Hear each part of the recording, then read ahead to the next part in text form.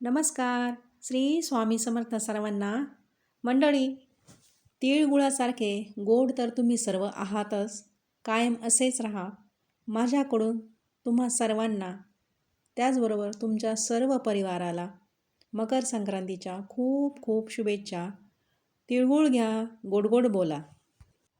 आजच्या या नवीन व्हिडिओमध्ये तुमचं सर्वांचं अगदी मनापासून स्वागत. आज आपण तिलकुंद चतुर्थी याविषयी माहिती बघणार आहोत.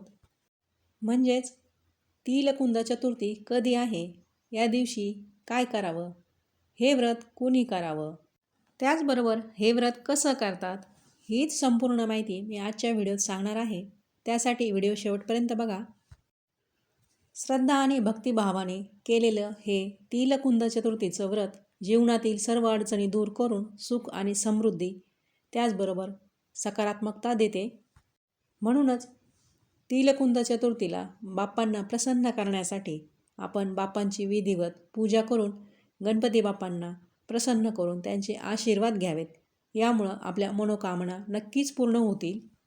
आणि या तिलकुंद चतुर्थीचं व्रत कोण कोण करतं हे मला कमेंट करून नक्की सांगा.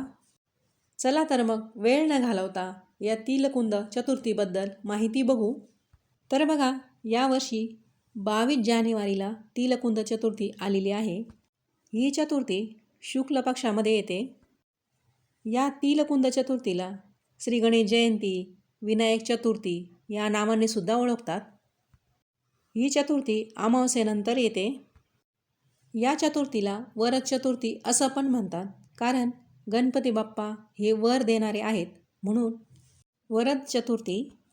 तर येणाऱ्या 22 जानेवारीला गुरुवारी आपल्याला ही तिलकुंद चतुर्थी पण साजरी करायची आहे. त्याचबरोबर गणेश जयंती म्हणून पण साजरी करायची आहे.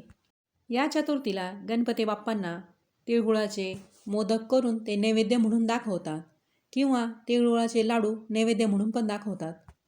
कोणत्याही नवीन कामासाठी तिलकुंद चतुर्थी हा दिवस अतिशय शुभ मानला जातो. हा दिवस गणपती बाप्पांची जयंती म्हणून सुद्धा ओळखला जातो. या दिवशी गणपती बाप्पांची षोडोपचारे पूजा केली जाते, म्हणजेच 16 उपचारांनी पूजा केली जाते. ही पूजा माध्यान्हाच्या वेळी म्हणजे दुपारी केली जाते. चला तर मग आता ही पूजा कशी करायची ते अगदी थोडक्यात सांगते. या तिलकुंद चतुर्थीच्या दिवशी सकाळी लवकर उठून शुचिर्भूत होऊन लाल किंवा पिवळ्या रंगाचं वस्त्र परिधान करावं. आपलं घर अंगण स्वच्छ करून जिथं आपल्याला ही पूजा मांडायची ती जागा स्वच्छ करून तिथं एक चौरंग किंवा पाट ठेवायचा. त्यावर लाल किंवा पिवळ्या रंगाचं वस्त्र अंथरून घ्यायचं. त्यावर थोडे अक्षता ठेवून गणपती बाप्पांची मूर्ती किंवा फोटो स्थापन करायचा. उजव्या बाजूला दिवा प्रज्वलित करून दिव्याची पंचोपचार पूजा करून घ्यायची. पूजा करण्याअगोदर संकल्प करून घ्यायचा. त्यानंतर गणपती बाप्पांची मूर्ती ताम्हणात घेऊन मूर्तीला पंचामृताने किंवा दुधाने स्नान घालावं, म्हणजेच अभिषेक करावा. अभिषेक झाल्यानंतर मूर्ती स्वच्छ पुसून चौरंगावर जिथं आपण थोडे अक्षता ठेवलेले आहे तिथं गणपती बाप्पांना स्थापन करून त्यांना वस्त्र, जानवं, गंध, अक्षदा, फुलं, दुर्वा, धूप, दीप अर्पण करून आरती करायची. तीळ आणि गुळाचा नैवेद्य दाखवायचा. संपूर्ण पूजा झाल्यानंतर सर्वांना आरती द्यायची, प्रसाद द्यायचा. प्रसादामध्ये तिळगुळ असावा, म्हणजे तिळगुळाचं दान पण होतं. त्यानंतर गणपती अथर्व शीर्ष पठण करावं. गणपती बाप्पांचा गायत्री मंत्र जास्तीत जास्त पठण करावा. ह्या मंत्राला श्री गणेश गायत्री मंत्र असं म्हणतात.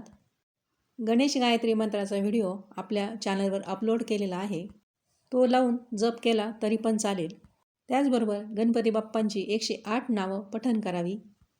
त्याचबरोबर तुम्हाला माहीत असलेली गणपती बाप्पांची सर्व स्तोत्र, मंत्र जी तुम्हाला म्हणणं शक्य आहे, पठण करणं शक्य आहे, ती जास्तीत जास्त पठण करा.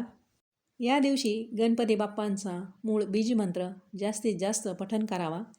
ही पूजा पूर्ण भक्तिभावानं करावी, कारण ही पूजा भक्तिभावानं केल्यावर गणपती बाप्पा आपले सर्व विघ्न दूर करून आशीर्वाद देतात. चला तर मग आज मी तिलकुंद चतुर्थीविषयी तुम्हाला ही छोटीशी माहिती सांगितली.